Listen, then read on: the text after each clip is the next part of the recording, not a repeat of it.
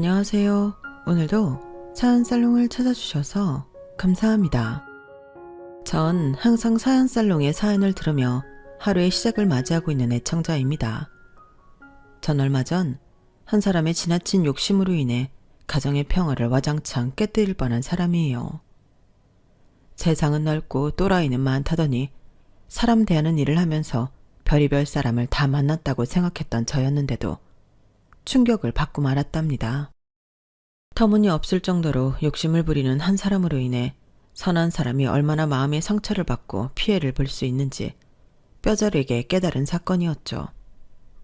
여러분도 제가 겪은 얘기를 들으신다면 제 말에 공감하실 수 있을 겁니다. 동시에 당하고만 있지 않았던 저의 통쾌한 한 방을 듣게 되신다면 커다란 재미도 느낄 수 있을 테니 기대해 주세요. 제 동료들은 하나같이 박장대소하며 좋아했으니 분명 이걸 들으시는 분들도 그러실 겁니다. 저는 올해로 환갑을 막 넘긴 아줌마예요. 저에게 눈에 넣어도 아프지 않을 귀한 딸이 있는데요. 아주 오래전 남편을 일찍 보내고 저 혼자의 힘으로 온갖 고생을 하며 키워낸 딸이랍니다. 고작 32살밖에 안 됐던 남편을 보내고 나서 저는 남들처럼 주저앉아 엉엉 울거나 슬퍼할 여유조차 없었어요. 당장 걸음마도 못된 딸아이부터 챙겨야 했으니까요. 중학교만 겨우 졸업한 제가 당시 할 수 있었던 건 당장 시장으로 나가 이 가게, 저 가게에 허드렛 일을 돕는 일이었습니다. 허리가 굽고 손발이 부르트도록 하루 종일 일을 했던 것 같네요. 저희 모녀의 딱한 사정은 시간이 지나며 시장 상인들에게 전부 알려지게 되었고, 감사하게도 평소 저를 안쓰럽게 보시던 한 과일가게 사장님이 저에게 가게를 맡겨주셨어요.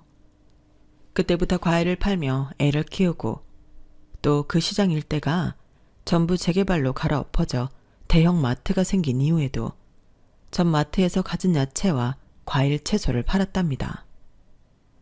엄마가 고생하는 걸 어려서부터 보면서 자란 제 딸은 철이 일찍 들 수밖에 없었어요. 남의 집 아이들은 사탕 하나 더 사달라고 울고 떼쓰던 아이부터 저희 딸은 제 일터러와 일손을 돕거나 온갖 책을 보고 또 봤죠.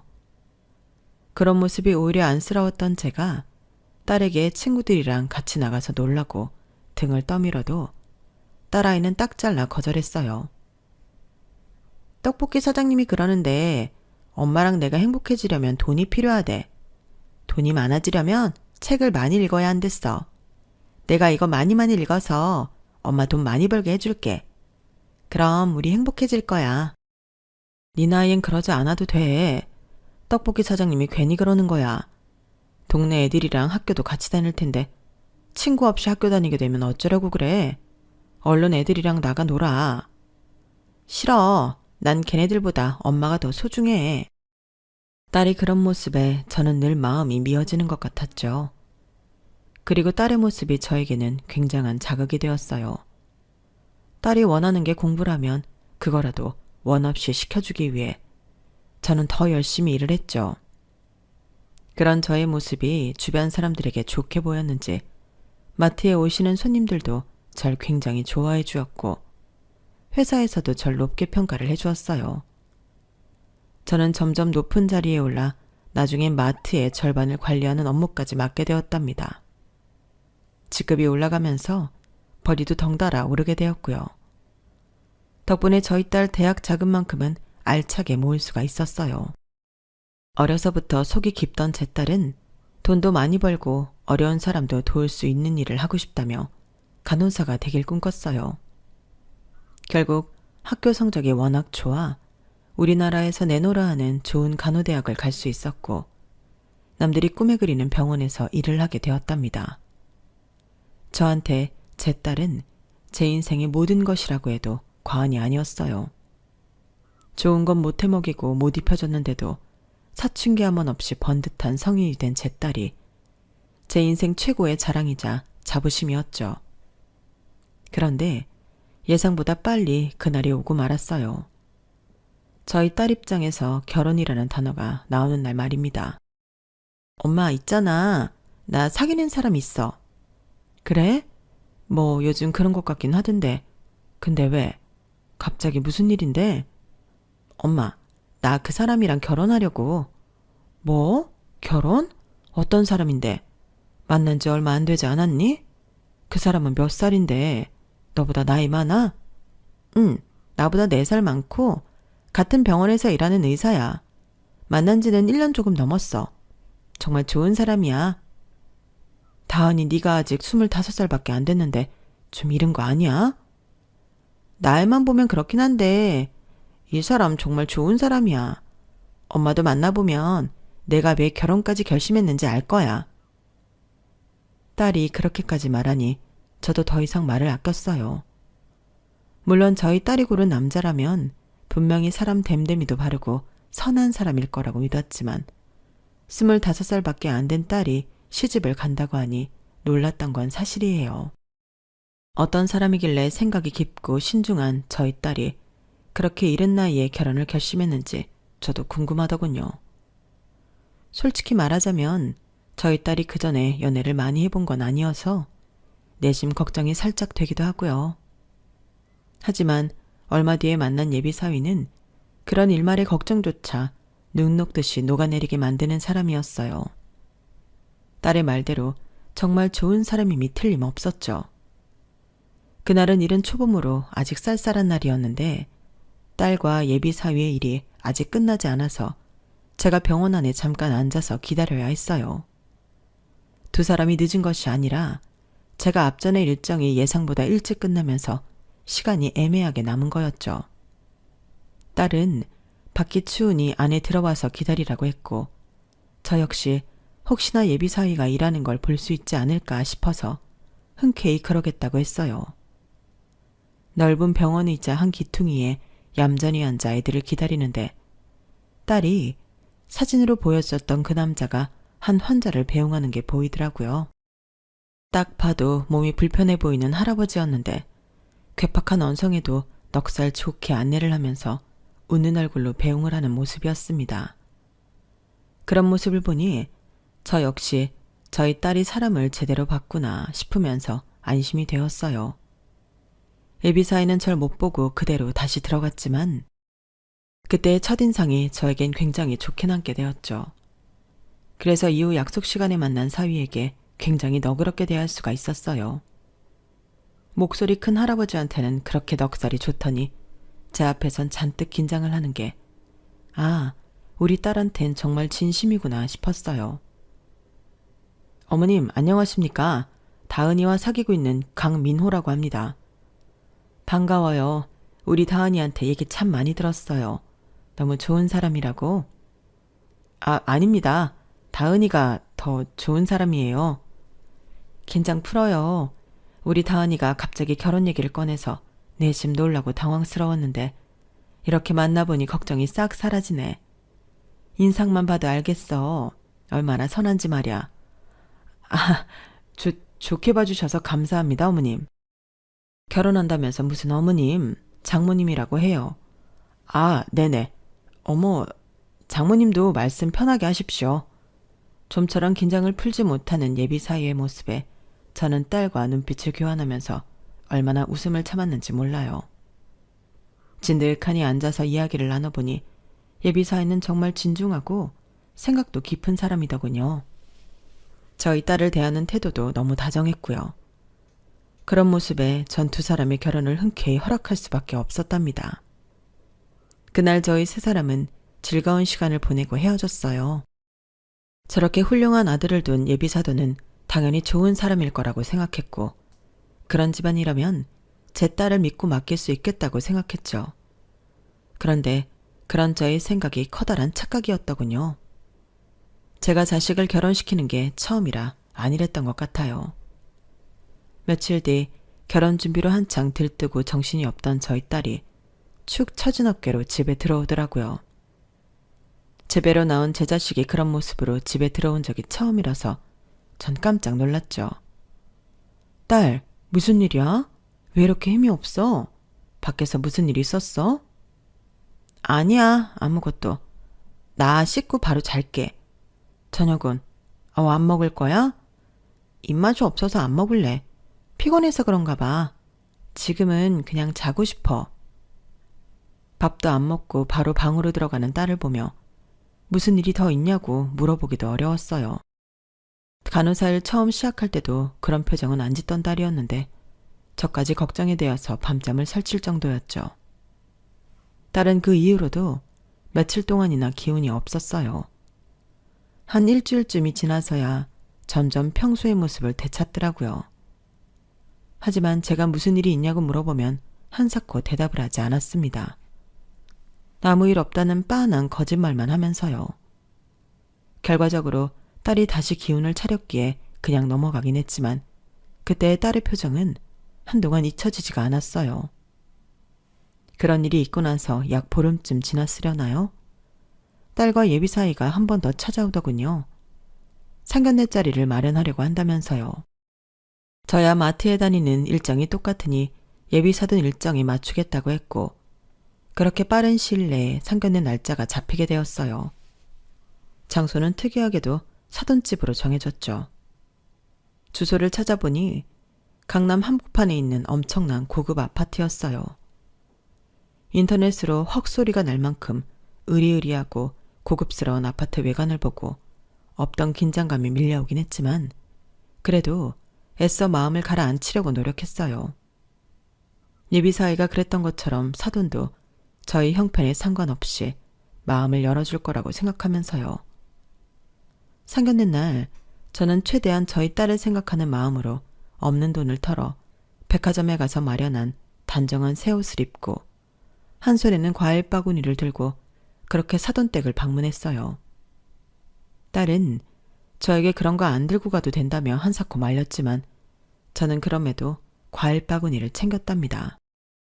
특별히 신경 써서 좋은 과일들만 골라 담은 것이고 빈손으로 가는 것보단 낫다는 생각이었거든요.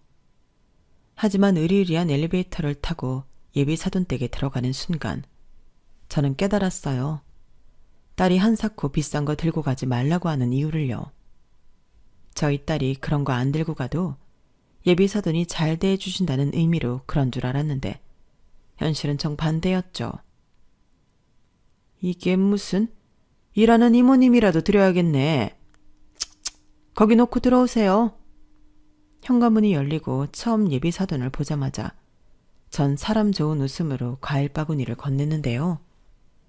제가 건네는 과일 바구니를 보자마자 예비 사돈이 인상을 찌푸리며 이렇게 얘기하는 겁니다. 대놓고 면박을 주니 사람을 그렇게 많이 대해본 저도 순간 뭐라 반응을 할 수 없었어요. 아침 드라마랑 현실은 달라서 예상치 못하게 무례한 말을 들으니 아무 말도 꺼낼 수가 없더라고요. 딸아이는 멋쩍은 표정으로 제 손을 잡고 안으로 들어갔어요.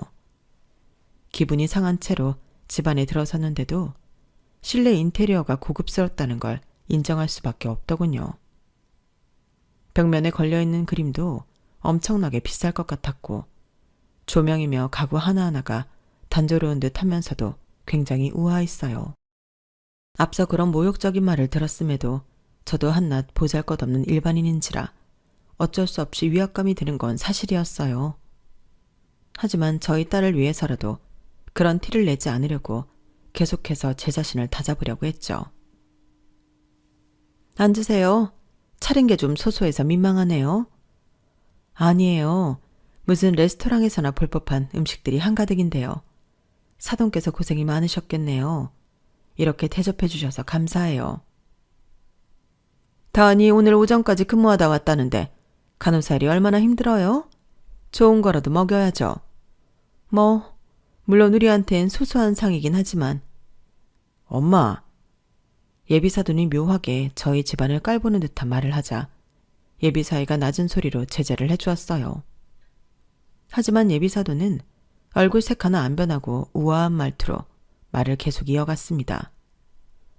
그래서 사돈 생각은 어떠세요? 다은이한테 얘기는 들으셨겠죠? 다은이 일 말이에요. 네? 무슨 얘기를요? 엄마, 그 얘기는 이미 끝났어요. 저는 제 아내가 자기 일을 하는 게 좋다니까요. 대체 무슨 얘긴데요? 전 들은 바가 없어요. 다은이 직장 말이에요. 결혼하면 일은 그만두고 저희 집으로 들어와서 살림을 좀 배우라고 했더니 애들이 하나같이 반대를 하지 뭐예요. 사돈도 아시다시피 간호사 일이 얼마나 힘이 드나요? 그나마 다은이가 우리 민호같이 번듯한 직장 가진 남자 만나서 다행이지. 아니었으면 노후 대비는커녕 중장년 대비조차 힘들었을 거예요. 제 말이 맞죠? 저는 그제서야 얼마 전 제 딸이 어두운 표정으로 집에 들어왔던 이유를 알 수 있었어요. 제 딸은 자신의 일에 굉장한 자부심을 가진 아이였습니다. 그래서 결혼하면 일을 관두라는 사돈의 말에 당연히 반대를 할 수밖에 없었겠죠. 저는 사돈의 눈을 똑바로 쳐다보며 얘기했어요.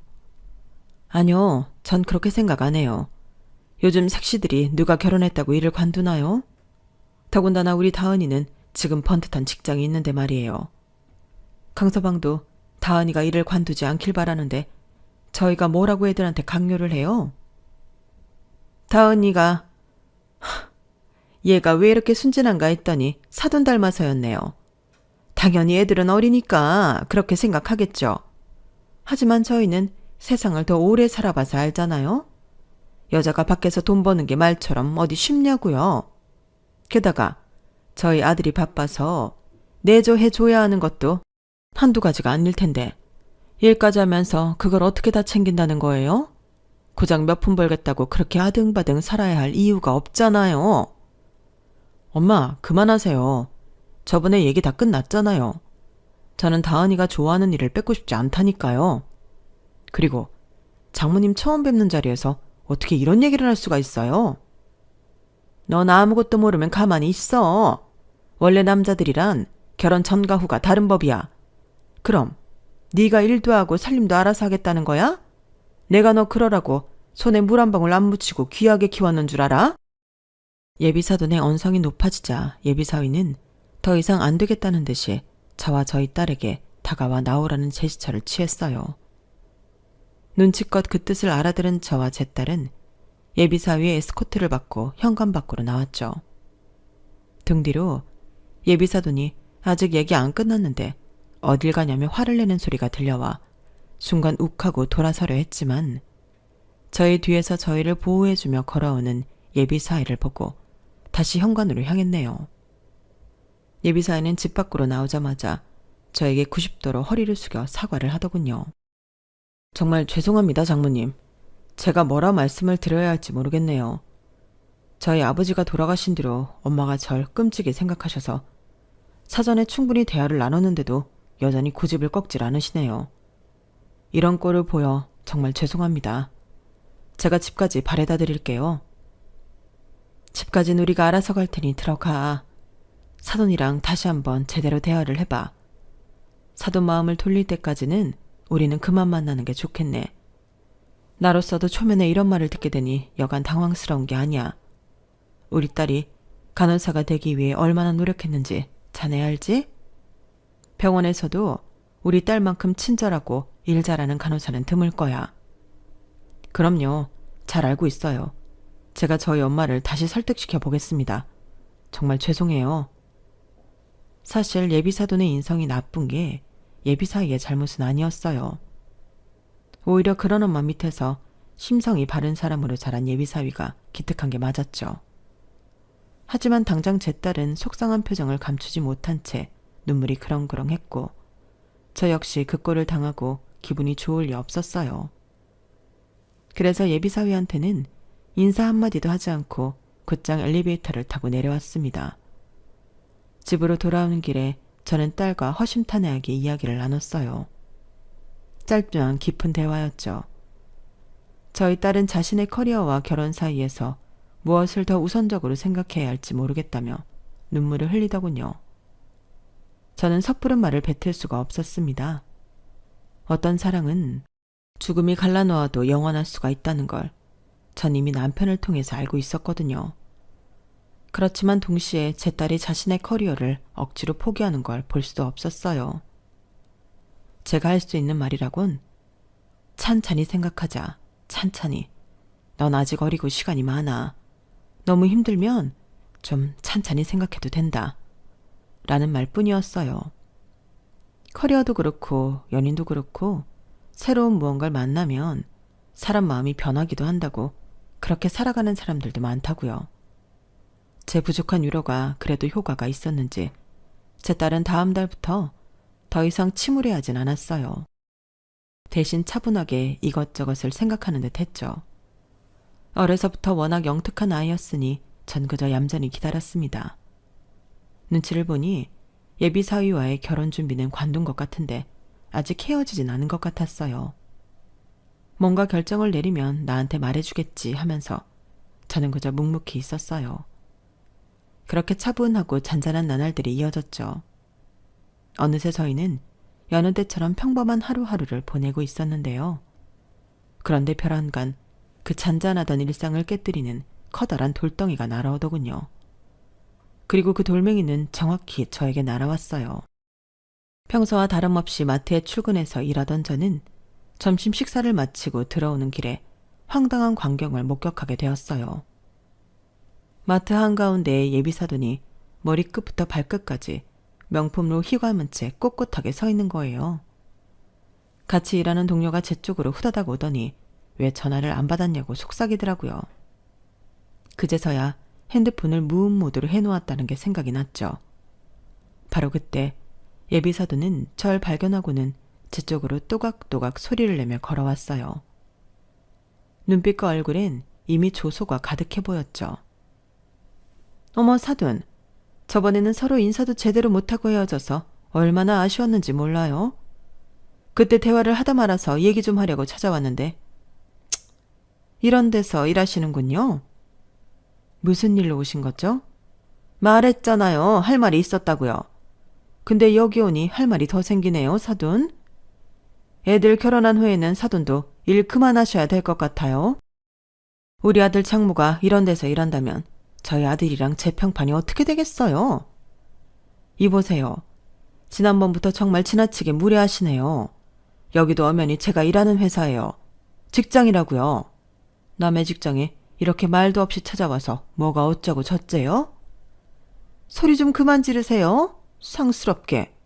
하여간 가난하고 무식할수록 소리부터 지르고 본다더니 전문가 말 틀린 거 하나 없네.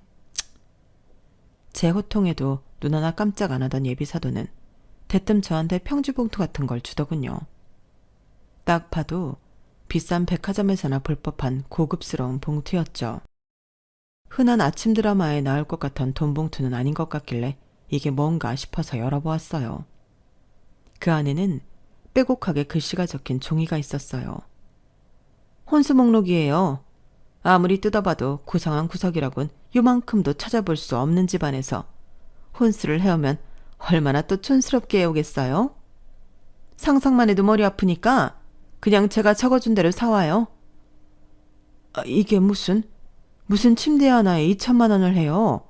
소파도 1,000만 원에 슬리퍼가 200만 원? 미쳤어요?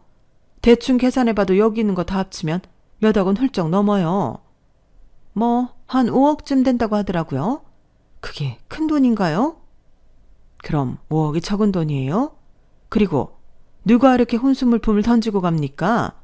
그것도 앞으로 가족이 될 사이에. 결혼이 무슨 공짜 리모델링 서비스인 줄 알아요? 5억이라는 돈 저희는 별로 크지 않아서요. 이제 아시겠어요?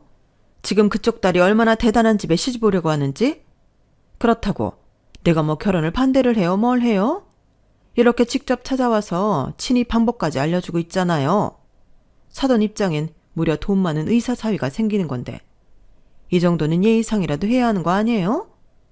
정 못하겠으면 뭐 파혼이라도 하시든가. 뻔뻔하고 고압스러운 그 여자의 말에 저는 순간 머릿속에서 무언가 뚝 끊어지는 것 같았어요. 그 싸가지 없는 말에 절대 지고 싶지가 않더군요. 저는 천천히 종이를 다시 접어 봉투에 넣었습니다. 그리고 절 깔보고 있는 그 여자한테 웃는 낯으로 대꾸했어요. 인간 대 인간끼리의 예의는 지켜야죠. 그래요. 어디 한번 해봅시다. 사돈께서 이렇게 빼곡한 목록을 적어오는 정성을 보였는데 저도 제 정성을 보여줘야죠. 그래요. 그럼 그렇게 하세요. 오래 안 기다릴 거예요. 준비되는 대로 바로 주문하세요. 걱정 말고 가세요. 제가 최대한 빠른 시일 내에 준비해 드릴 테니. 갑자기 달라진 저의 태도에 그 여자는 잠깐 고개를 갸우뚱하더니 이내 끝까지 콧대를 높이 쳐들고 마트를 떠났어요. 같이 일하는 동료들이 전부 우르르 몰려와 절 위로해 주었죠. 심지어 장 보러 왔던 동네 친한 아줌마들도 절 위로해 주었고요.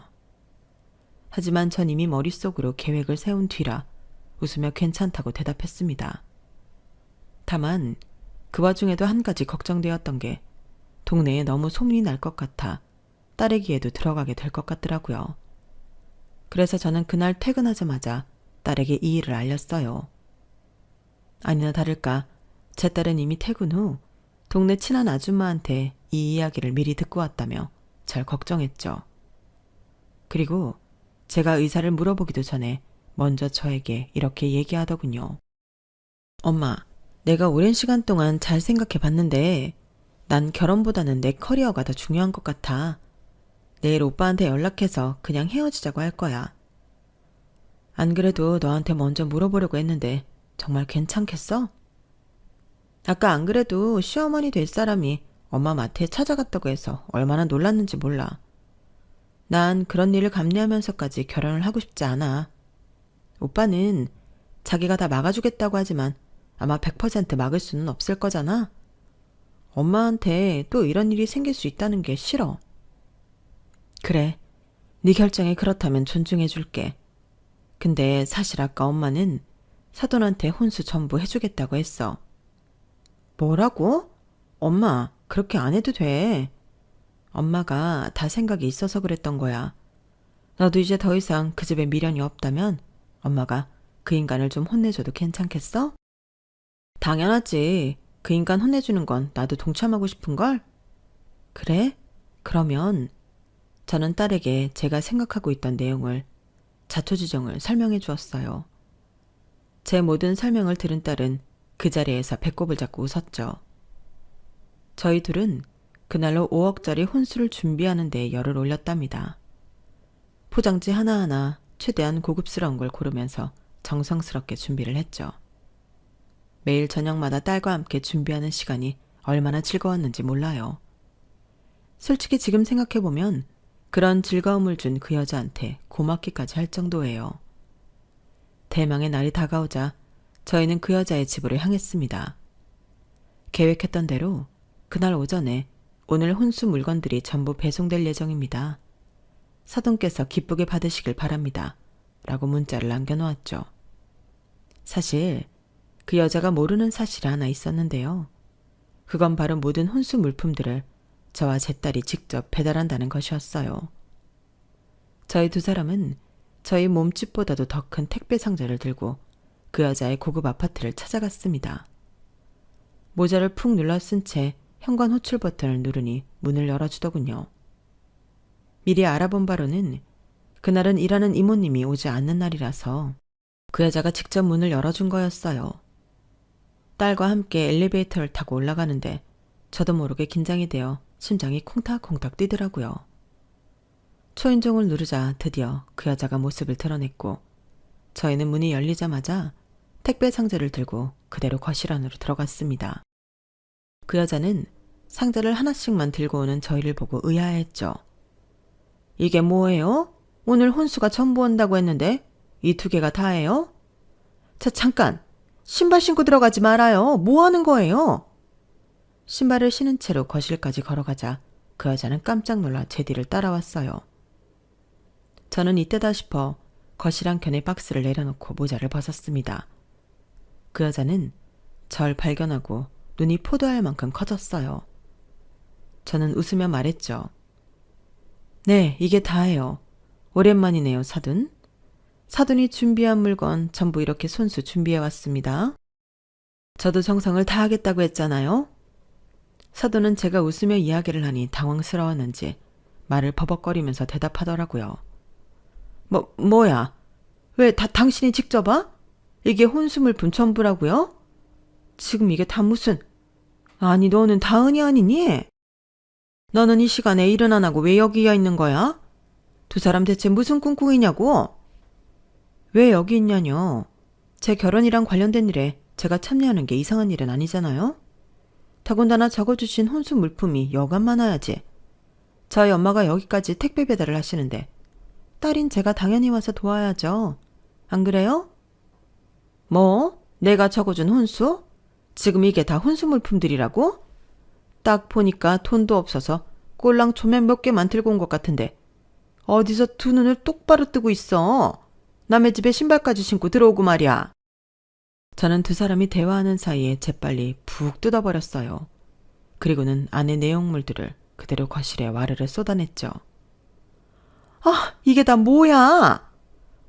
뭐긴 뭐야? 당신이 요구한 혼수들이지. 내가 당신이 얘기한 거 전부 챙긴 데다가 오히려 더 얹어줬다고? 여기 잘 찾아보면 소파도 있고 TV도 있고 심지어 배도 있잖아. 여기 봐. 제가 엄지발가락으로 툭 친 건 다름이 아니라 작은 배 모양의 레고였어요.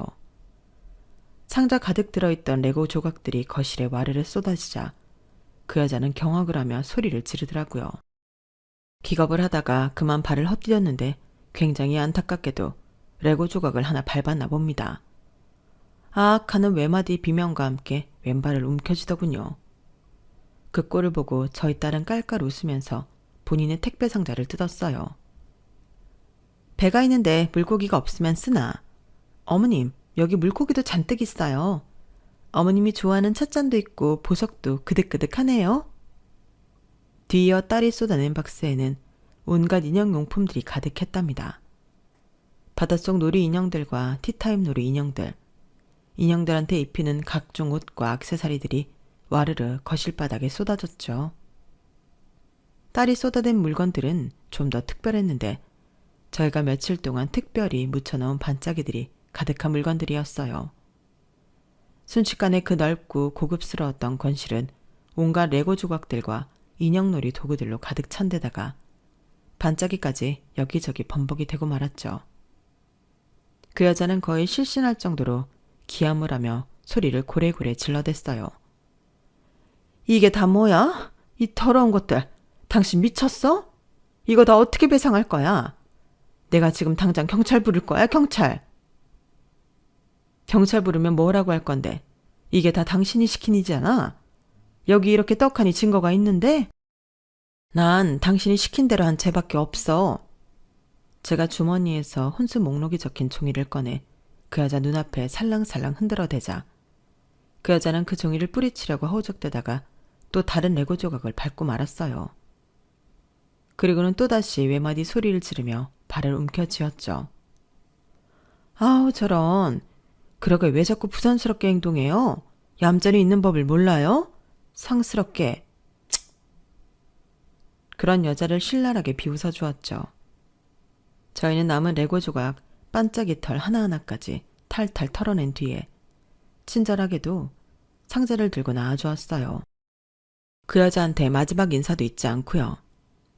우리가 재활용까지 다 해줄게요. 세상에 이렇게 착한 택배기사가 어딨어요? 저희는 이만 가볼 테니 수고하시고 앞으로 만날 일 없으니 알아서 유병장수하세요. 이렇게 똑 부러진 딸을 놓치다니. 그러게 마음을 곱게 썼어야지 인간아. 얘기 들었지? 알아서 오래오래 불행하게 살아. 그 여자는 엉망진창이 된 거실 한복판에서 얼굴이 새빨개지도록 화를 내며 소리를 고래고래 질렀어요. 뭐라고 하는지는 잘 안 들리더군요. 워낙 흥분했는지 발음이 막 뭉개졌거든요. 또 화를 내다가 또 반짝이 가루가 목에 걸렸는지 캑캑거리기도 했고요. 마지막으로 본 그 인간의 모습이 머리는 잔뜩 헝클어진 채 반짝이 범벅을 한 우스꽝스러운 모습이라니. 저희 두 모녀는 그날 너무나 행복하게 집으로 돌아올 수 있었답니다. 그리고 바로 다음 날 예비사위가 저희 집을 찾아왔어요. 처음엔 누가 초인종을 누르길래 마침 딸이 퇴근할 시간이어서 무슨 일이지 하고 인터폰을 봤더니 예비사위더라고요. 제가 무슨 일인가 싶어 밖을 나가니 예비사위는 저에게 화난 목소리로 이렇게 얘기하는 겁니다. 어제 저희 엄마 집안을 테러하셨다고 들었습니다. 지난번 일 제가 그렇게 사과를 드렸는데 너무하신 거 아닙니까? 저희 엄마가 그 일로 충격이 엄청 크시단 말입니다. 지금 그 소리를 하려고 여기까지 직접 찾아온 건가? 난 또 그 사람이 뭐 대단한 게 다친 줄 알았네. 충격이야 받아야지.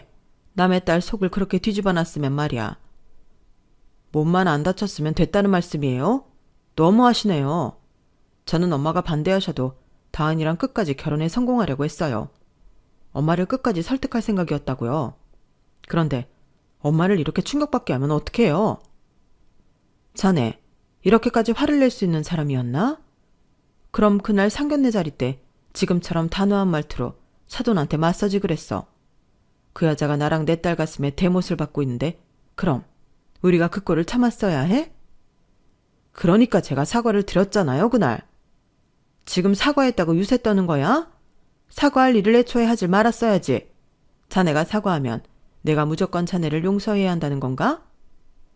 오빠, 지금 뭐 하는 거야? 한참 원성이 높아질 타이밍에 제 딸이 집에 도착해 이 모습을 다 봤어요. 딸의 날카로운 목소리에 그놈은 안색 하나 안 변하고 똑같은 소리를 늘어놓았죠. 그래, 너한테 얘기하러 온 거야. 너 어제 우리 엄마 집 다녀갔었다면서. 참나, 그 전에 오빠네 엄마가 우리 엄마 일하는 데 찾아간 건? 따지려면 거기서부터 따져야지. 남이 일하는 회사까지 찾아와서 혼수를 뭐? 5억을 해주지 않으면 결혼 안 시킨다는 둥 떠들었던 건 왜 쏙 빼놓고 얘기해? 뭐라고? 혼수? 그게 무슨 소리야? 오빠네 엄마가 자기 잘못만 쏙 빼놓고 얘기했나 봐? 그 아줌마가 우리 엄마한테 찾아가서 손수 적은 혼수 물품을 건넸단다. 자그마치 5억 원어치를. 그러면서 아주 사람 깔보는 눈을 하면서 거기 엄마랑 같이 일하는 사람들 전부 무시하고 싸가지 없게 굴고 갔어. 그것도 몰랐단 말이야? 딸의 말에 그 애는 좀 혼란스러운 모양이었어요. 좀처럼 대꾸를 못하고 어버버 하면서 한동안 우두커니 서 있더군요. 본인도 아마 할 말이 없었을 테죠. 자기네 엄마가 무슨 진상을 부리고 다니는지 그 실상은 처음 들은 것이었을 테니까요. 그런데 역시 그 엄마의 그 아들이 맞더군요. 의사식이나 된 그 좋은 머리로 그 짧은 시간에 무슨 계산을 한 것인지 긴 침묵 끝에 나온 한마디는 바로 이거였어요. 그래서 나랑 헤어진다는 거지? 병원 사람들한테 소문내지 마. 그럼 추천서 잘 써줄게. 그 말을 듣는 순간 전 기가 차서 헛웃음이 절로 나왔어요. 그동안 제 딸을 아낀다는 둥 진심이라는 둥 했던 게 전부 진짜 감정이 아니었구나 하는 생각만 들었죠. 제가 뭐라고 한 소리 하려는데 딸이 한 발 빠르게 나섰어요. 그래, 말 안 할 테니까 이번 달 내로 이직하게 해줘. 딸이 그렇게 말하자 그 모지리 같은 놈은 쿨하게 자리를 떠났습니다. 그놈이 간 뒤 저는 살면서 한 번도 안 해본 욕을 마구 쏟아낼 만큼 화를 냈어요. 어디서 저런 반푼이 같은 게 들러붙었나 하면서요. 하지만 제 딸 역시 그 엄마의 그 딸이었는지 그냥 절 보면서 씩 웃더라고요. 걱정 마 엄마. 내가 다 생각이 있으니까. 딸이 호언장담을 하는 순간 저도 마음이 다 놓이면서 한순간에 화가 사라졌죠. 제 딸은 정말로 한 달 안에 다른 병원으로 자리를 옮길 수 있었어요. 원래 다니던 병원과 완전히 반대 방향인데다 교통이 더 편리해 출퇴근이 쉬운 곳이었죠. 새 병원에서 만난 사람들과도 빠르게 친해질 수밖에 없었다고 합니다. 왜냐면 제 딸의 파운스토리가 너무 재미있었기 때문에요. 워낙 시원하고 통쾌한 복수극 때문에 동료들은 재미있어하며 저희 딸과 급속도로 친해지게 된 거죠. 그리고 제 딸이 노린 것도 바로 이거였어요. 간호사들의 세계에도 정말 좁아서 새로 옮긴 병원에서 한 얘기가 기존 병원에까지 흘러들어갔다는 겁니다. 소문이라는 게 원래 그렇잖아요. 한 번, 두 번 사람들의 입방아를 타다 보면 눈덩이처럼 불어나는 게 소문이죠. 그 모지리는 수많은 간호사들에게 마마보이, 5억남 등의 별명을 얻으며 놀림거리가 되었다고 해요. 나중에야 본인도 본인 소문을 들었는지 길길이 날뛰었다고 하는데 이미 새 직장에 넘어온 딸이 그놈을 무서워야 할 이유는 하나도 없었죠. 나중에는 그놈도 제 딸을 험담하려고 했다는데 이미 평판이 안 좋을 대로 안 좋아진 그놈의 말을 믿는 사람은 아무도 없었다고 해요. 게다가 유능한 제 딸은 새 병원에서 일 잘한다고 이미 인정을 받았고요. 저희는 그 모든 일들이 다 끝나고 평화로운 나날들을 보내고 있답니다. 저는 최근에 들어온 젊은 직원을 통해 요즘 사람들은 상견례 때 진상 피는 시댁을 만나면 오히려 조상님이 도왔다고 생각한다는 얘기를 들었어요. 그 얘기를 들으니 그 여자와 그 여자의 모질이 같은 아들놈이 생각이 나더군요. 전 사실 그 전까지는 그 여자만 없었으면 두 아이가 결혼해서 잘 살았을 거라고 은연중에 생각하고 있었거든요. 그래서 그 여자가 그 모든 평화를 깬 범인이라고 생각했는데 요즘 젊은 사람들은 그게 아니라 애초부터 그 아들도 걸러야 하는 놈이었다고 생각한다니 신기했어요. 여러분의 생각은 어떤가요? 제 이야기를 들으신 분이라면 의견을 남겨주세요. 제 이야기는 여기까지입니다. 들어주셔서 감사드려요. 항상 건강하시고 행복하세요. 여러분, 사연 댓글에 응원과 현명한 조언 부탁드려요. 좋아요와 구독은 저에게 큰 힘이 됩니다. 오늘도 좋은 일 가득하세요.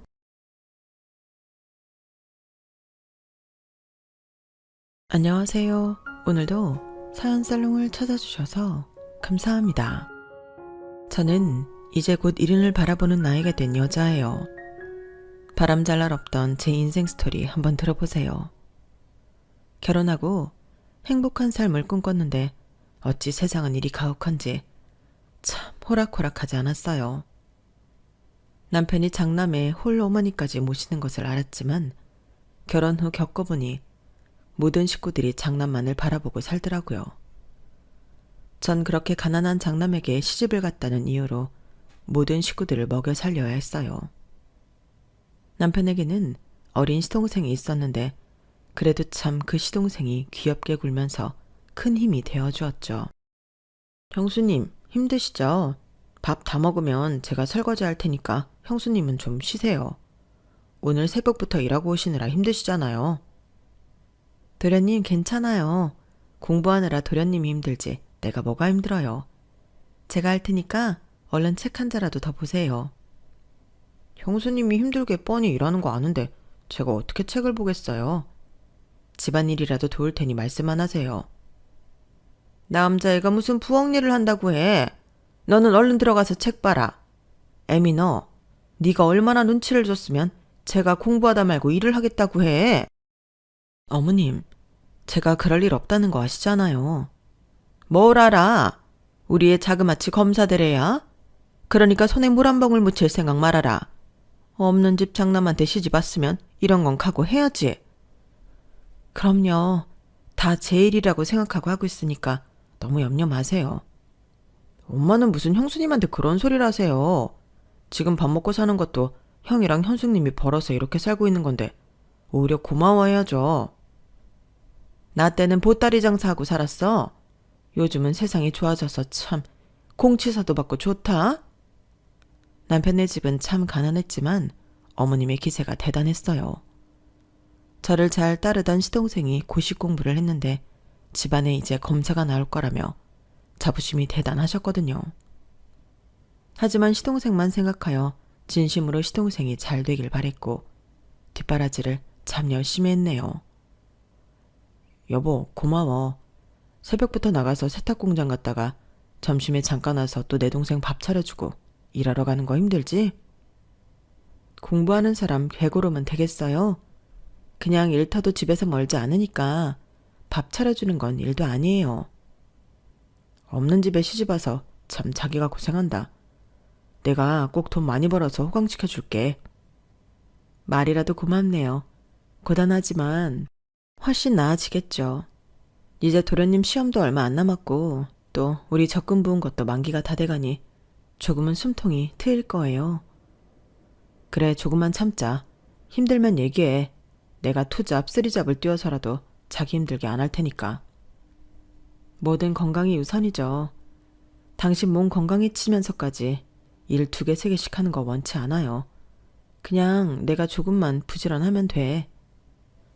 참 다행인 건 대단한 기세의 시어머니 아래 제 남편은 어찌 그리 다정하게 컸는지 늘 힘이 되어 주었어요.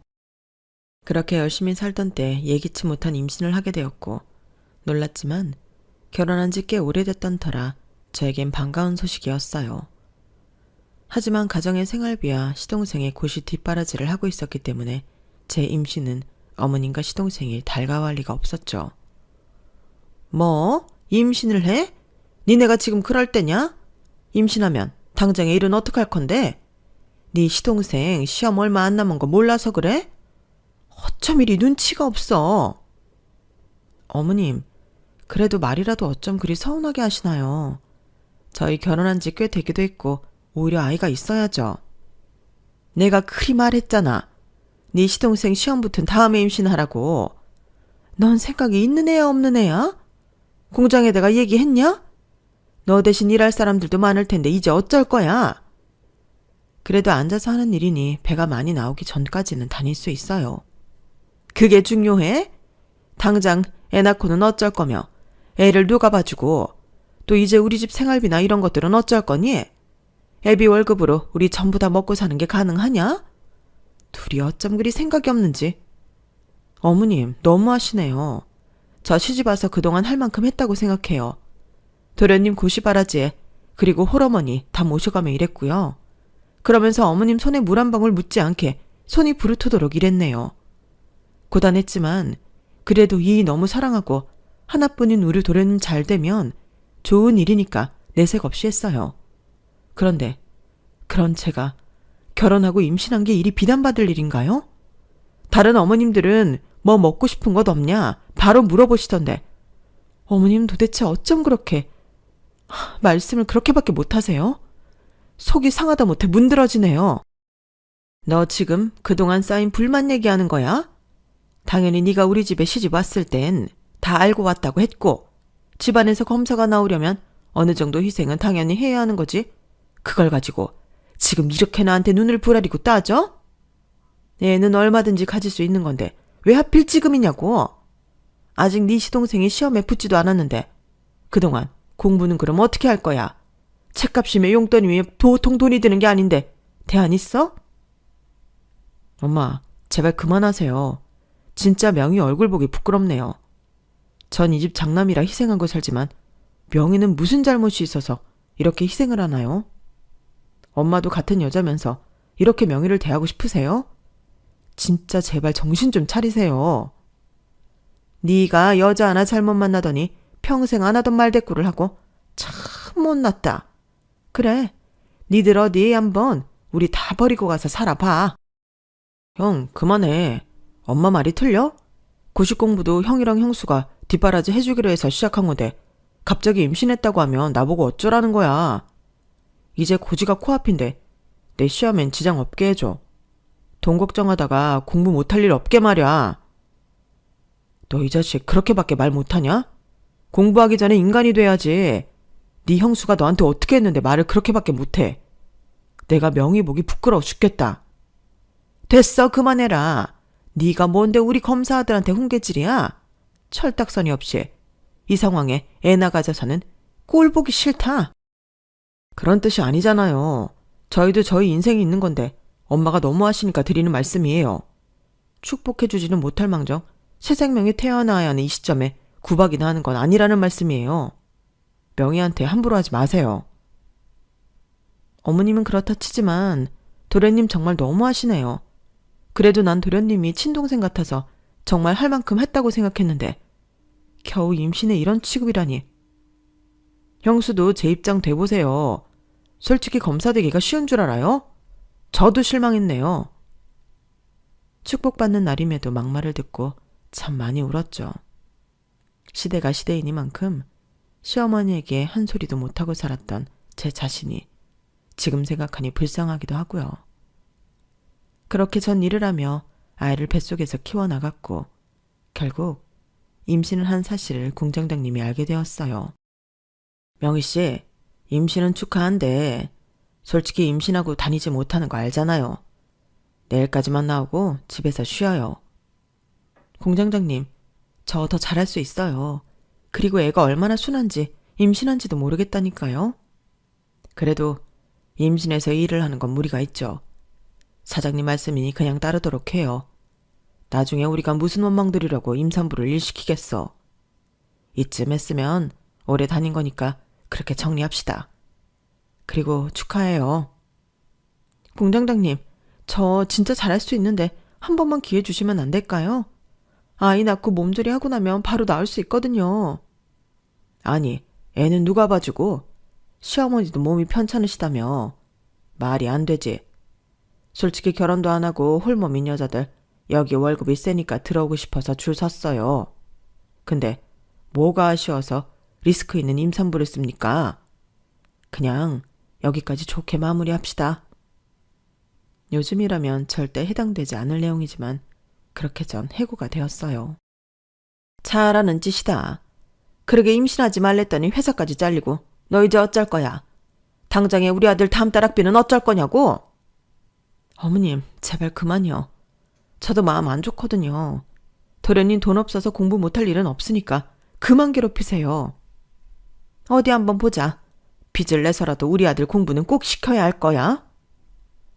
당당한 시어머니에게 전 참 많이 끌려다녔죠. 딱 한 달을 제외하곤 적금을 깨서 시동생 공부를 시켰고 전 그렇게 출산을 했어요. 하지만 한 달 뒷바라지를 못한 것이 그렇게 잘못된 것인지 시험을 합격한 시동생이 저에게 속상함을 토로하더라고요. 그 말을 듣는데 기가 막혔죠. 형수가 마지막까지 서포트 해줬으면 좋았을 텐데 안타깝네요. 뭐가요? 도련님, 저 할 만큼 했어요. 적금 만기까지 온 거 직전에 깨서 공부시켰잖아요.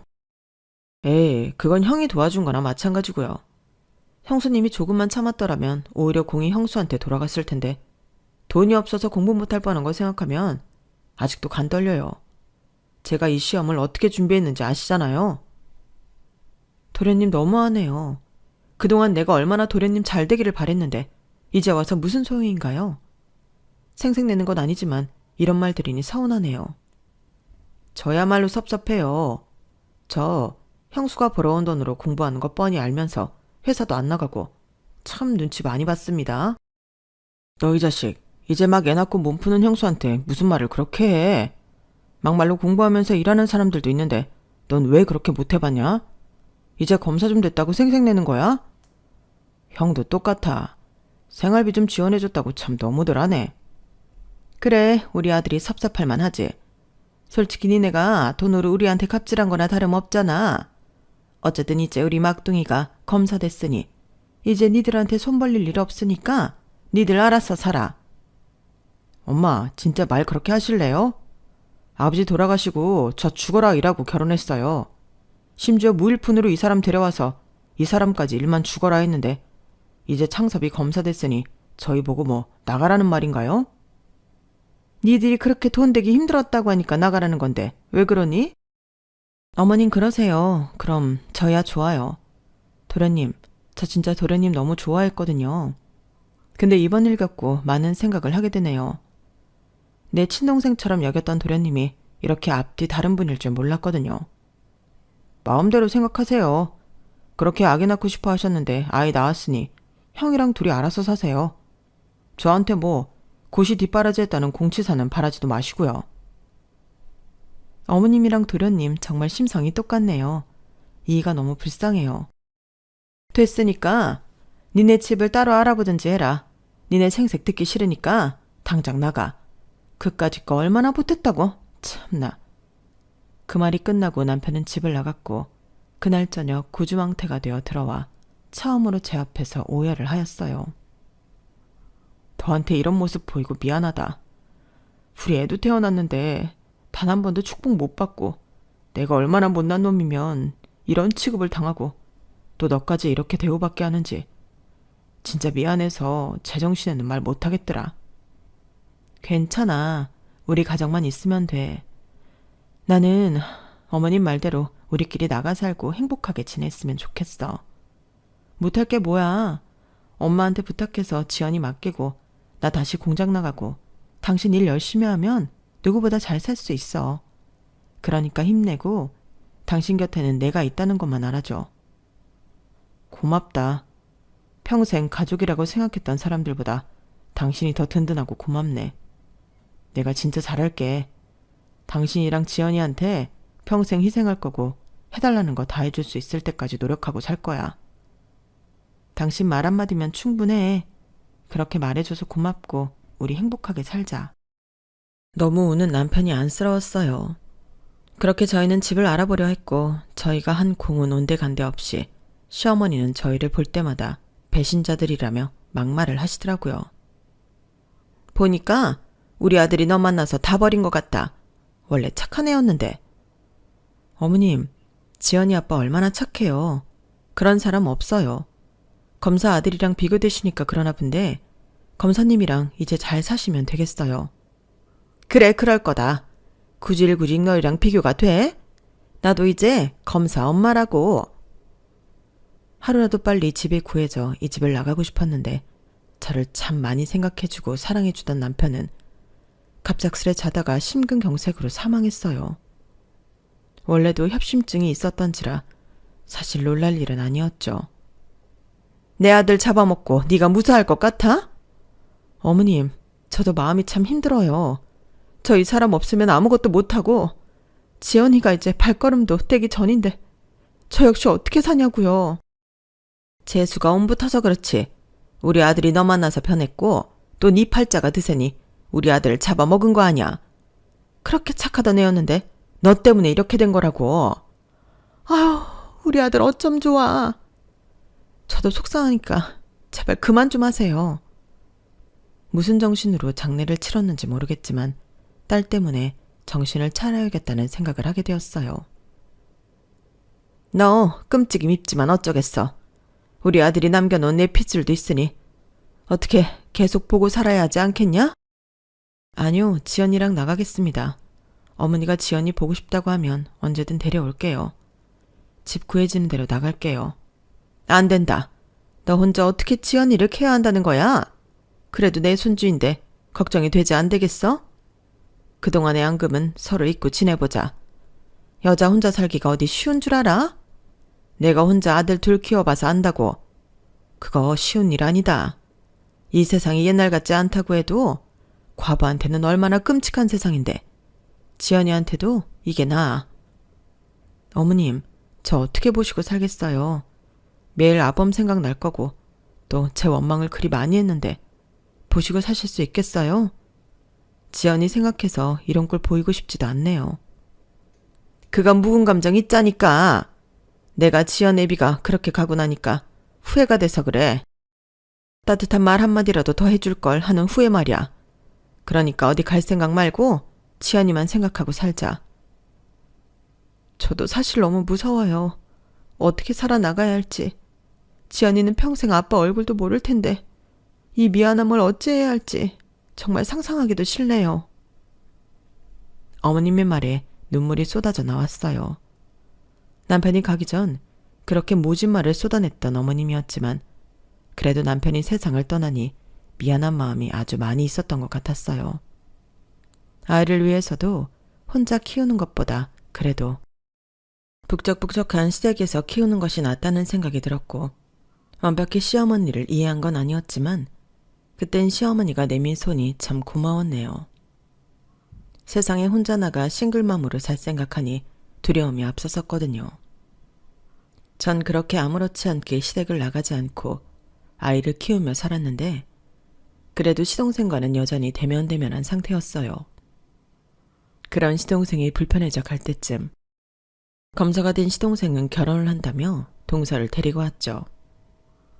미국에서 오랜 생활 유학했고 지금은 대기업 연구원이에요. 형 그렇게 되자마자 결혼하는 게 맞나 싶긴 한데 그래도 제가 안정적인 생활을 하려면 결혼을 하는 게 나을 것 같아서요. 아유, 얼굴도 예쁘고 참하다. 대기업 다닌다고? 참말로 똑똑한가 봐. 아, 네 뭐 학창시절에 공부 열심히 한 결과죠. 창섭 씨가 얼마 전 겪은 상은 참 안타깝지만 그래도 저희 부모님도 얼른 결혼을 바라셔서 이렇게 인사드리게 됐네요. 잘 부탁드릴게요. 그럼 산 사람은 살아야지. 얼른 들어와서 앉아요. 어머님은 도련님이 데려온 신부감이 참 마음에 드신 모양이었고 전 그래도 아직 남편을 보내고 난 뒤 얼마 안 된지라 마음이 온전치 않았지만 남들에게 내색할 수 없었기에 최대한 분위기를 맞춰주었죠. 우리 아들이 검사가 돼가지고 내가 얼마나 기쁜지 몰라. 너도 알다시피 우리 아들이 얼마나 노력해서 검사가 됐는지 알지? 그럼요. 창섭 씨가 피나는 노력을 했죠. 없는 형편에 이렇게 공부하기가 쉽나요? 창섭이가 의지도 있고 끈기가 있어서 너는 창섭이랑 결혼하면 아주 복 잡은 거야. 이렇게 선남선녀를 보니 내가 마음이 눈누뜩 녹는구나. 저희 잘 살 테니까 너무 염려 마세요. 딱 보아하니 창섭 씨가 이 집의 기둥 같은데 저 모든 거 다 이해합니다. 드디어 우리 창섭이도 제 짝을 만났구나. 그렇게 생각해줘서 고마워. 내가 창섭이 어려서부터 뭐라도 하나 해낼 줄 알고 귀하게 키웠으니 부족함이 없을 거야. 잘 살아보자 우리. 네 어머님. 아 형님이시죠? 잘 부탁드릴게요. 창섭 씨한테 듣긴 했어요. 아 그래요. 우리 잘 지내봐요. 근데 창섭 씨 공부하는데 돈 가지고 생색 엄청 내셨다면서요? 너무하시다 정말. 뭐 지나간 일이니 이 정도로 하고 우리 얼굴 붉히는 일 없이 지내봐요. 그게 다 무슨 소리인지 모르겠네. 도련님, 저희가 생색을 내다뇨. 아 됐다. 뭘 이제 와서 따지니? 니네가 생활비 좀 번다고 창섭이 공부할 때 생색 내고 그랬잖아. 결국엔 마지막에 창섭이 공부하기 힘들어졌고. 진짜 생색이라도 내고 이런 소리를 들으면 억울하지라도 않겠어요. 제 말에 모두들 아무 말이 없었어요. 남편 잃은 것도 서러운데 이렇게 모함을 받으니 더욱 서러웠지만 그저 딸아이 하나만을 생각하기로 마음먹었죠. 하지만 진짜 도련님의 결혼 준비가 시작되자 시어머니는 저에게 어려운 부탁을 하기 시작했어요. 너 힘든 거 다 안다. 그날도 좀 서운했지?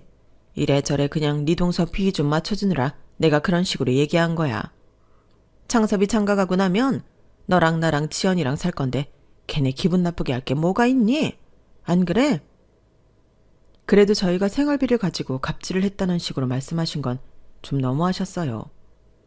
이가 살아생전에 얼마나 가정을 위해 노력했는지 잘 아시면서. 내가 알지 왜 모르겠어. 마음 풀어라. 큰애 죽고 나도 너희를 달리 대해야겠다고 생각 많이 했어. 그러니까 너무 그렇게 섭섭히 생각 마라. 네, 알겠습니다. 아, 근데 말이다. 혹시 큰애 죽고 나온 보험금으로 우리 창섭이 결혼할 때 얼마 좀 보태줄 수 있냐? 큰애가 있었다면 창섭이 결혼할 때 당연히 크게 보태줬을 건데 좋은 게 좋은 거라고 생각하면 좋잖아. 그래도 네 시동생이 네 남편 동생인데. 어머님, 그 돈이 어떤 돈인데 결혼자금에 쓰자고 하세요? 산 사람은 살아야지. 창섭이랑 결혼할 애가 집안이 얼마나 좋은 줄 아니? 아무리 창섭이가 검사라고 하지만 그래도 뭐 하나는 있어야 할 거 아냐? 집이라도 번듯하게 해가면 그 집에서 우리 창섭이 무시할 일도 없을 거고 또 창섭이가 이럴 때 도와주면 널 어떻게 보겠어? 지연이도 생각해야지. 지 아비 죽고 아비라곤 이제 작은 아비뿐인데 나중에 지연이 결혼할 때 손잡고 들어갈 사람 누군지 잘 생각해봐. 참 너무하다는 생각이 들었고 죽은 남편이 불쌍했어요. 그동안 노예처럼 일만 했는데 죽어서 나온 보험금까지 동생에게 쓰라는 시어머니를 어떻게 생각해야 할까 싶더라고요. 제가 반응이 없자 이번엔 시동생도 저에게 부탁을 하였어요. 그동안 못나게 군 거 죄송합니다, 영수님. 사실 갑자기 임신하시고 일도 못하게 되니 생활비가 없잖아요. 제 공부 어떻게 되는 줄 알고 제가 너무 옹졸했어요. 형 그렇게 되고 반성 많이 했으니까 마음 좀 푸세요. 진짜 반성한 거 맞아요? 내가 도련님을 어떻게 생각했는데 절 그렇게 생각해요? 형이랑 저 이 가정을 위해 헌신한 죄밖에 없어요. 근데 고작 그 한 달 생활비 못 냈다고 이런 식으로 취급해요? 우리가 돈 버는 기계인가요? 죄송해요. 제가 지연이 정말 잘 케어할게요. 저 검사잖아요. 이제 지연이 앞날 제가 책임질 거니까 형수님 걱정 마세요. 못난 제가 이렇게 후회합니다. 딸아이를 들먹이며 돈을 요구하는 시동생이었어요. 이 돈 어떤 돈인 줄 아시잖아요. 알죠. 제가 형 대신해서 지연이 아빠가 되어줄게요. 그 값이라고 생각하고 지연이 공부도 다 시킬 거니까 형수님 이번 한 번만 도와줘요. 솔직히 뒷배가 검사라고 하면 지연이 앞날이 어떻겠어요? 잘 생각해보세요. 그래, 지연애미야. 이게 다 지연이를 위한 일이야. 어디 가서 지연이 작은 아빠가 검사라고 해봐라. 어? 섭섭한 거 다 잊고 지연이만 생각해. 너무 섭섭하고 서운했지만 오로지 딸 하나만을 생각하기로 결정했고 그렇게 시동생의 집도 해주었네요. 그리고 시동생과 동서는 결혼을 하게 되었고 시어머니는 이제야 안심이 된다며 참 행복해 하셨어요. 그리고 전 딸을 위해 또다시 세탁 공장에 나가며 열심히 돈을 벌었고 악착같이 이악 물고 살았죠. 다행히 딸은 철이 빨리 들어서인지 그 누구보다 저를 아껴주는 참 예쁘고 똑똑한 딸이었어요. 엄마, 다음 주에 운동회인데 우리는 엄마랑 할머니밖에 못 오겠지? 그럼 그렇지. 미안해, 지연아. 작은 아빠네는 못 오시려나? 애들은 아빠도 온다고 하는데 난 맨날 아빠가 없으니까 조금 속상해. 아무리 철이 들었다 한들 그래도 아이였기에 아빠가 없다는 그 상실감이 커 보이긴 했었죠. 엄마가 작은 아빠한테 얘기해 볼게. 운동회에 꼭 오시면 좋겠다고. 진짜? 신난다. 작은 아빠 오시면 우리 아빠라고 자랑해야지. 너무 안타깝고 미안한 마음이 들었죠. 그리고 넌지시 부탁을 한 날, 전 대통 한 소리를 듣고 말았어요. 생각이 있냐? 창섭이가 얼마나 바쁜데 그딴 운동회를 참석해. 어머님, 그래도 우리 지연이 운동회기도 하고 또 지연이가 혼자 아빠 없는 게 마음에 걸린다고 해서요. 그날 지연이 부탁 한번 들어주면 안 될까요? 기집애가 뭘 그렇게 원하는 게 많아. 창섭이는 그럴 시간 없으니까 네가 똑바로 설명해. 지연이도 애예요. 아빠 없는 거 불쌍하지도 않으세요? 전 그렇다 치지만 지연이는 아직 애일 뿐인데 그리고 서방님한테 아직 물어보지도 않았으면서 복장 터져. 걔한테 연락 말어. 어머님은 그렇게 말씀하셨지만 딸아이의 그 부탁을 외면할 수 없어 전 서방님께 전화를 걸었고 어머님보다 더욱더 차갑게 말을 하더라고요. 형수님, 검사가 무슨 일 하는 줄이나 알아요? 별것도 아닌 걸로 저 못 가니까 끊을게요. 아니 형님이 무슨 그런 일로 전화를 해요. 참나 염치도 없어라. 애 아빠도 아닌데 아빠 행세를 하라는 거야? 뭐야? 여보, 대꾸도 하지 말고 끊어버려요. 형수, 일단 저 바쁘니까 끊을게요. 저 그날 운동회 못 갑니다. 수화기 너머로 들려오는 동서의 목소리였고 사실 들으라는 듯 말하는 동서였기 때문에 더욱 마음이 찢어질 것 같았어요. 전 괜찮았지만 아빠 없는 우리 딸 신세가 처량해서 괜스레 미안해지고 마음이 아파오더라고요. 그리고 시댁엔 악감정만 남게 됐어요. 내 딸을 위해 이 집에 남기로 했지만 돌아오는 건 차가운 외면이었거든요. 결국 딸아이 운동회는 외롭게 보내야 했고 어머니조차 올 수 없다는 운동회가 끝이 났고 그 다음 곧 추석이 되었죠. 동선에도 결혼을 하고 아이가 있었기 때문에 저희 딸과 나이가 엇비슷했고 제 딸은 사촌동생이 오기만을 기다렸어요. 시댁에 불만은 많았지만 그럼에도 딸이 외롭지 않게 자라니 그걸로 되었다는 생각이 들 때쯤 동선애가 도착했어요. 서울에서 여기 오느라 너무 고된 거 있죠? 가뜩이나 저희는 맞벌이라 딱 이럴 때만 쉬는데 너무 피곤하네요. 아유, 안방에 불 올려놨으니까 얼른 들어가서 누워라. 오느라 힘들었지? 큰애야 뭐하냐? 애들 뭐 좀 먹게 음식들 좀 내와라. 형님, 저 곶감 싫어하니까 곶감은 안 주셔도 돼요. 아 맞다. 지연이 반에서 몇 등이에요? 우리 딸 이번에 반에서 2등 했잖아요. 애같이 아빠를 닮았는지 저를 닮았는지 머리가 아주 좋다니까요. 아유, 그랬구나. 우리 강아지가 2등을 해버렸어. 할미가 용돈 좀 줘야겠네? 아니요, 됐어요. 어머님도 쓰실 돈 없으시면서. 지연이는 공부 잘해요? 아무래도 공부머리는 유전이라고 하잖아요. 지연이 노는 거 좋아하죠? 뭐 노는 것도 좋아하고 책 보는 것도 좋아하고 그래. 그럴 줄 알았다니까. 벌써부터 노는 거 좋아하면 안 될 텐데. 하긴 요즘엔 개천에서 욕난다는 말도 없는 시대죠. 그냥 편하게 키우시면 되겠어요. 사실 그냥 평범하게 자라는 게 복이죠. 그래도 다행인 건 아무것도 안 하는 게 공부를 잘하니까 다행이긴 해. 몇 등이나 하는데요? 우리 지연이 이번에 전교에서 1등 했어. 뭐라고요? 형님, 지연이 거짓말도 하나요? 전교 1등이라니. 그게 왜 거짓말이야? 내가 두 눈으로 확인했는데. 동서 말 웃기게 한다. 아니 그렇잖아요. 사교육 하나도 안 하는 애가 무슨 전교 1등이나 했다고. 그러게. 사교육 한번 시킨 적 없는데 알아서 자기 할 일 척척 해내지 뭐야. 어디서 저런 애가 나온 건지. 내 아빠 살아있을 때 똑똑하단 소리 엄청 들었다던데. 동생 공부시키고 집안 살림 일으키느라 공부도 못했대. 그 머리를 우리 딸이 닮았나 보지. 너는 언제 똥 얘기를 하고 그러냐? 출근의 얘기는 뭐 한다고 해. 그리고 공부는 우리 창섭이가 훨씬 잘했어. 어머님은 서방님만 두둔하시네요. 두둔은? 사실을 얘기한 거야. 지연이 전교 1등이라고 해도 어차피 나중에 일하거나 해야 하지 않아요? 없는 살림에 뭐라도 한다고 하면 어째요? 형님도 참 걱정이시겠다. 맘 편히 지원 하나 못 해주는 건데. 아니 왜 지원을 못 해줘? 잊었어? 서방님 결혼할 때 그 집 내가 해준 거잖아. 그때 지연이 뒷바라지 다 해준다고 약속했고 지금은 원하는 게 없지만 만약 지연이가 뭐라도 하고 싶다고 하면 당연히 서방님이 해주셔야지. 형님, 언제적 얘기를 하고 그러세요. 그리고 저희도 맞벌이 하지만 먹고 살기 힘들어요. 본인 자식은 본인이 키웁시다. 예?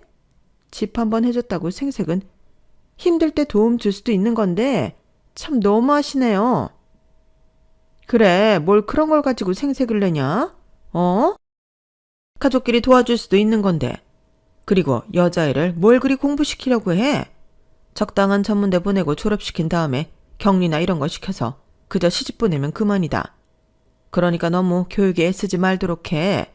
학비가 한두 푼이냐? 그 얘기 동서한테도 똑같이 해보시죠.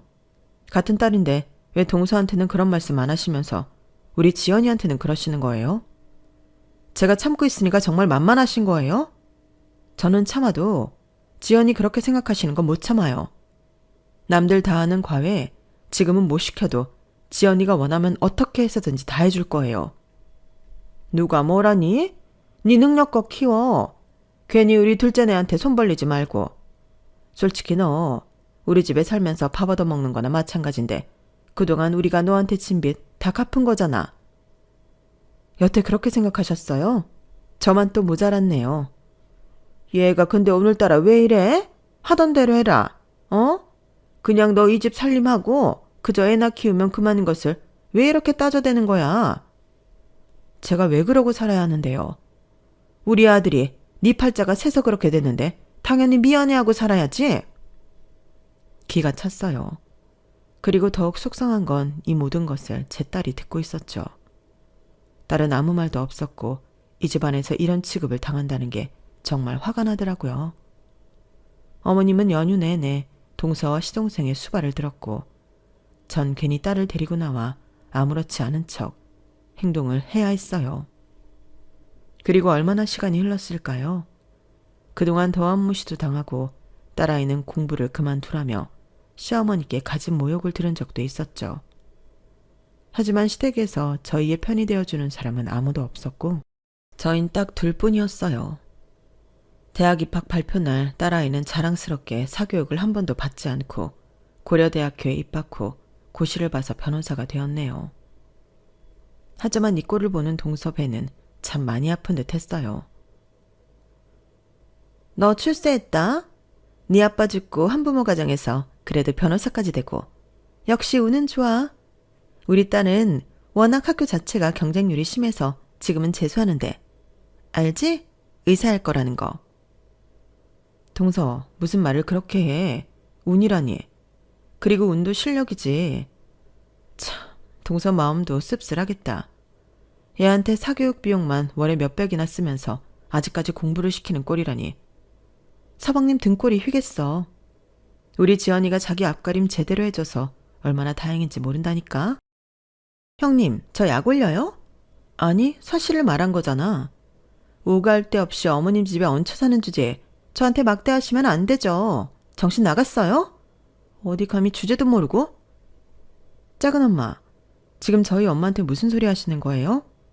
저 여태까지 엄마가 당하고 사시는 거 봐도 참고 있었는데 이건 아니죠. 아빠 살아있을 때도 아빠랑 엄마가 이 집 생활비 대고 작은 아빠 공부시키고 결혼할 땐 우리 아빠 사망보험금으로 작은 아빠네 집 사고 이런 거 다 참고 사는 엄마한테 뭐라고요? 진짜 해도 해도 너무하네. 어머, 저 싹수 없는 것 어디 어른한테. 어른이 어른다워야 어른 대접을 해드리죠. 저 이제 엄마한테 함부로 하시면 안 참아요? 네가 안 참으면 어쩔 건데. 꼴랑 변호사 됐다고 유세 떠네. 야, 내 남편 검사야. 그리고 우리 딸은 의사가 될 거라고. 지연아, 그만해라. 엄마 괜찮아. 너까지 왜 그래? 동서, 됐고 다신 오지 마. 이제 나도 지긋지긋하다. 우리 보는 일 없도록 하자. 알겠지? 알겠지는 무슨. 안 봐도 내가 안 봐요. 나랑 학벌 차이며 집안 차이가 얼마나 나는데 나랑 똑같이 행동하래 들어. 동서는 그런 말을 하고 횡 가버렸고 시어머니는 그 모습을 보고 제 딸 뺨을 날리더라고요. 도저히 못 참겠어서 그날 한바탕 해버렸죠. 어머님이 뭔데 우리 딸을 때려요. 어디서 이게 어른한테 교양 없이? 그리고 네 작은 아빠가 얼마나 대단한데 어디 작은 엄마한테 대들어? 더 이상 못 참겠네요. 지연아, 나가자. 엄마도 이제 이렇게는 안 살란다. 됐고 다 필요 없으니까 우리 이제 보지 말죠, 어머님. 그동안은 지연 아빠 생각해서 참고 살았는데 이젠 그렇게 안 살렵니다. 네가 네 딸 변호사 됐다고 지금 기세등등하지? 어디 검사 발끝이나 쫓아가겠어? 그래, 마음대로 해. 나도 너 보기 싫다. 우리 아들 보험금 때문에 너 억지로 본 거야, 나도. 아주 지긋지긋하다고. 다신 오지 마, 우리 집에. 전 딸과 함께 그 즉시 집을 나갔고 처음으로 단둘이 살 아파트를 마련했죠. 돈이 어딨다고 아파트를 얻었어. 엄마, 나 잘나가는 로펌 변호사야. 이제 엄마는 좀 즐기며 사세요. 내가 속이 다 시원하다 정말. 그날 모든 묵은 감정을 털어내고 억울한 게 많지만 새 출발을 하려 했어요. 그리고 딸은 새로운 집에서 중대 발표를 했고 결혼을 한다고 하더라고요. 아니 벌써? 엄마는 너랑 이렇게 둘이서 살아보고 싶은데. 엄마, 나 결혼해도 자주 올 거야. 그리고 내가 빨리 가정 꾸려서 손주를 낳아드려야 엄마가 더 좋아할 것 같아. 하긴 너 닮았으면 아주 예쁠 거야. 네 아빠도 참 좋아하셨을 텐데 엄마는 다른 거 안 봐. 그저 사람 됨됨이 하나면 돼. 됨됨이는 엄마가 보면 딱 알 수 있을 거야. 울곧고 선한 사람이거든. 아무것도 해준 거 없이 키워서 그런가 결혼만큼은 꼭 도와주고 싶더라고요. 통장을 확인해보니 얼마 안 되는 돈이었고 뭐라도 하자 싶어 주변 소개로 야쿠르트 판매 아르바이트를 시작하였어요. 그래도 딸 결혼에 비상금이라도 챙겨주고 싶은 마음이 들었거든요. 딸이 알면 노발대발 난리가 날까봐 몰래 시작한 아르바이트였죠. 이런 일을 처음 해보니 쉽지는 않았어요. 왜 이렇게 안 팔리지? 소질이 없나. 이러다가 돈을 모으기는커녕 까먹겠어. 지연 엄마, 저기 회사 같은 데 가서 팔아봐. 그래도 회사 같은 데는 잘 팔린다고. 아침 안 먹는 사람들 이런 거 은근 좋아해. 그래? 그럼 회사 같은 데 돌아볼까? 그래, 우리 구역은 여기니까 지연 엄마는 저기 구역 가서 돌아봐.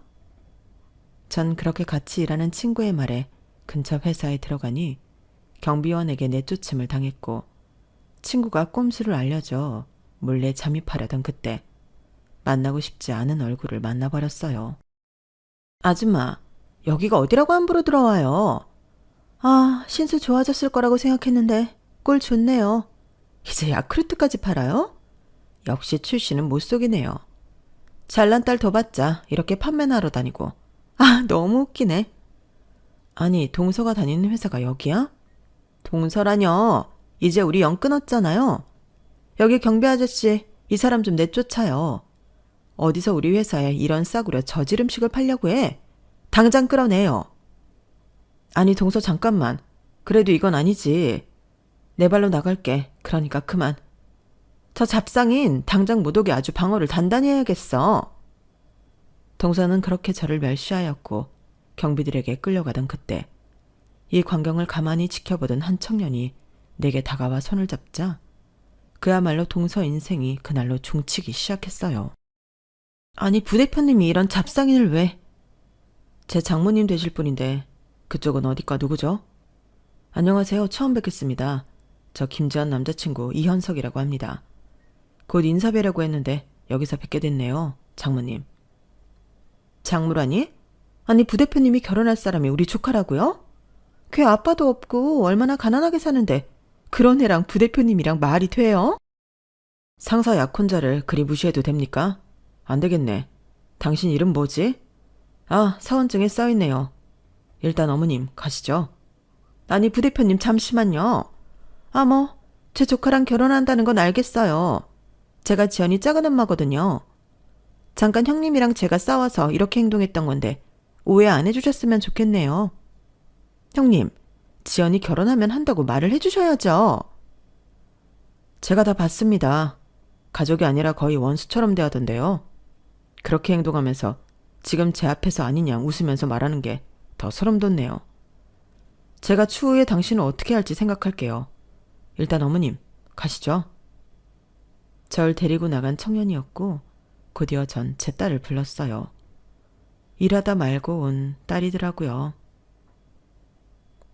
아니 이게 어떻게 된 건지 모르겠다. 너 결혼할 사람 이 청년이야? 보니까 네 작은 엄마네 회사 부대표라던데. 아, 엄마 말 못해서 미안해. 회사 소송으로 인해 알게 됐고 자연스럽게 사귀게 됐어요.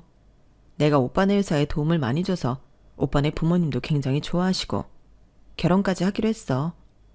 엄마한테 자세하게 얘기하려고 오늘 저녁에 일찍 들어가려고 했는데 이렇게 됐네. 오빠 이렇게 보니까 어때? 인연은 인연인가 보다. 어떻게 이런 데서 만나? 근데 엄마는 왜 아르바이트를 한 거야? 내가 그런 거 하지 말랬잖아. 내가 너한테 뭐 하나 해준 게 있어야지. 그래서 비상금이라도 만들어주고 싶어서 아르바이트 한 건데 어떻게 일이 이렇게 되니? 근데 엄마 지금 너무 기쁘다. 우리 지연이가 이렇게 커서 정말 멋진 청년을 만난 것 같아서 엄마가 너무 벅차서 눈물이 나네. 네가 작은 엄마 표정을 봤어야 했는데 엄마 정말 뿌듯했어. 너무 미안하고 고맙다 지연아. 그리고 고마워요. 아닙니다 어머님. 지연이가 하도 엄마 얘기도 많이 하고 사진도 많이 보여줘서 설마 했습니다. 그리고 제가 지켜봤는데 아주 악질이더라고요. 어떻게 가족한테 그럴 수가 있는지. 지연이한테 대충 살아온 얘기는 많이 들었는데 이렇게 보니까 정말 힘들겠다 싶어요. 어머님, 이제 저만 믿으세요. 제가 지연이랑 결혼해서 어머님의 사위가 될게요. 이렇게 반듯한 것도 고마운데 말도 예쁘게 하네요. 지연아, 엄마 너무 행복하다. 엄마 그만 울어. 이제 우리 진짜 행복할 일만 남았다니까. 그렇게 예비 사위 앞에서 얼마나 울었는지 오히려 사위도 같이 울었죠. 남편이 살아있었으면 정말 좋아했겠다 싶은 마음도 들었죠. 그리고 동서는 이 일을 모두에게 이야기한 듯 했고 슬금슬금 연을 끊자고 했던 시어머니도 연락이 왔어요. 지연이 결혼한다면서 연락도 안 하냐? 저 이제 번호 바꿀 거고 다신 연락하지 마세요. 너 어쩜 그리 모지냐? 그래도 지연이가 내 핏줄인데 손녀 결혼식을 내가 전달받아야 되겠어. 지연이 만나는 애가 어마어마한 부자라며. 근데요. 근데는 창섭이 딸 얼굴도 예쁘고 야무지잖아. 친구 뭐 괜찮은 사람으로다가 소개 좀 하라는 거지. 창섭이 두고 퇴직이고 빨리 시집가야 하지 않겠어? 그래도 지 아빠 검사할 때 가야 체면이 서지. 잘 나가는 동선애가 알아서 하겠죠. 이런 부탁하려고 전화하신 거예요? 아니 그것도 그렇고 나 네가 해준 메밀천병도 먹고 싶은데 언제 올 거냐? 이제 안 간다니까요. 어머님, 저 이제 다신 안 갈 거고 지연이도 안 간대요. 사실 진짜 끊긴 인연인데 구질구질하게 제가 붙잡고 있었죠. 어머님은 동선애만 있으면 되니까 동선애랑 잘 살아보세요. 어머님이 뭐라 하기도 전에 전화를 끊어버렸고 그 다음날 동서에게도 전화가 왔어요. 형님이 뭐라고 했길래 제가 인사발령이 나요? 아니, 내가 지방으로 좌천되는 게 말이 돼? 내가 평생 몸 바친 회사인데. 그러게 잘하지 그랬어. 아, 개천에서 용나는 시대가 아니라서 윗사람 말 한마디에 팽당하는구나. 동서도 어쩔 수 없네. 그래도 그 집에 자부심인 서방이 있으니까 서방님 보면서 살아. 남편이 검사잖아. 저희 남편 이제 곧 퇴직인 거 몰라요? 그럼 검사 출신 변호사 하면 되겠네. 형님, 그게 아니잖아요. 일단 저희 부대표 만나서 해명 좀 해줘요. 무슨 해명? 회사에서도 그렇게 부하 직원들한테 갑질해대고 막말을 일삼아서 부하 직원들이 너 발령낸다고 하니까 제일 좋아했다던데? 그러니까 마음 좀 곱게 쓰지 그랬니? 됐고 이번 일로 반성 좀 하길 바란다. 형님, 진짜 이러실 거예요? 지방으로 자천이 어떤 의미인 줄 아세요? 그냥 나가라는 거라고요. 제가 어떻게 그런 시골에 혼자 가요? 우리 딸 재수 뒷바라지도 해야 하는데. 맞다. 우리 동서딸 재수도 하지. 진짜 어쩌냐? 나이는 나이대로 먹고 결혼도 해야 하는데. 우리 딸 변호사 돼서 결혼할 때까지 동서딸은 주구장창 재수만 하는구나. 아, 잘난 부모 만나도 본인이 못 따라주니 그렇게밖에 못 되는구나. 몇 년째야. 안타깝다. 식구들끼리 알아서 이별 파티라도 해야겠네. 뭐라고요? 지금 말 다 했어? 전 전화를 끊어버렸고 뒤이어 동서가 계속해서 전화를 했지만 받지 않았죠. 그리고 동서는 결국 사직서를 냈다고 했고 동서가 사직서를 내자 시어머니도 아차 싶어 했어요. 얘, 너 왜 전화도 안 받냐? 어? 창섭이도 네 전화 많이 기다려. 우리가 너 서운하게 해서 그러냐? 그냥 사람이 살다 보면 이런 일도 있고 저런 일도 있는 거지. 뭘 그런 걸 가지고 그래. 지연이 결혼하니까 아주 어마어마한 부자라던데 들어가서 얘기 좀 하자. 이번엔 뭘 뜯어가시려고요. 어머님한테는 가족이 동선회밖에 없으니 그냥 그 가족이랑 알콩달콩 사세요. 왜 저한테 이러세요? 아니 창섭이 처가 자꾸 집 팔아서 지 딸 채수 뒷바라지 해줘야 한다니까 내가 불안해서 그래. 해주시면 되겠네요. 사랑하는 아들내 그런 것도 못 해주세요. 저한텐 더한 것도 해주라 하셨으면서 본인이 낳은 아들 딸한테 그런 것도 못 해주나요? 미안하다. 내가 모자랐어. 그럼 반성하면서 사세요. 이제 보지 말자고요. 예, 네 남편을 생각해서라도 제발. 아니요. 지연이 결혼할 사람이 너무 잘 산다고 하니 이제서야 아쉬우세요? 그럼 그냥 아쉬워하는 대로 지내세요, 어머님. 아들 목숨값으로 작은 아들내 집 해주셨잖아요. 더 하셔야겠어요? 좋은 마음으로 우리 딸이 잘 됐으니 됐다 하고 살고 있어요. 지금부터 더 하시면 그 집마저 원래대로 돌려놓겠어요. 전 이제 어머님이랑 동선에 절대 보기 싫으니까 연락하지 말아요. 전 그렇게 어머님을 문잠박대했어요. 마음은 안 좋았지만 그래도 이게 최선의 선택이었죠.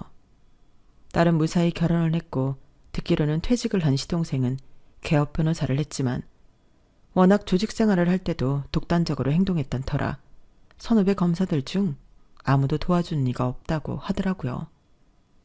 그리고 사직서를 쓴 동서는 딸을 어떻게든 의사 만들어 좋은 집에 시집을 보낸다고 하다가 그 딸이 지쳐 집을 나가버렸다고 했고 시어머니 또한 동선애가 찾아가지 않아 늘 홀로 계신다고 했어요. 저희는 그동안의 힘듦을 보상받듯 잘 살고 있네요. 딸은 아들을 하나 낳았는데 어쩜 그리 제 남편을 쏙 빼닮았는지 요즘엔 손주보는 귀여운 맛에 취해 살고 있어요. 제 인생 고단하고 힘들었지만 말년에 일이 행복해도 되는 거겠죠? 언제가 마지막이 될지 모르겠지만 좋아지는 이 삶, 여태 그래왔듯 최선을 다해 살려고요. 이 글을 쓰며 또 다짐하네요. 겪었던 이야기들은 많은데 두서가 없어서 걱정이지만 재미있게 들어주셨으면 좋겠네요. 그럼 이만 마칠게요. 다들 행복하자고요. 여러분, 사연 댓글에 응원과 현명한 조언 부탁드려요. 좋아요와 구독은 저에게 큰 힘이 됩니다. 오늘도 좋은 일 가득하세요.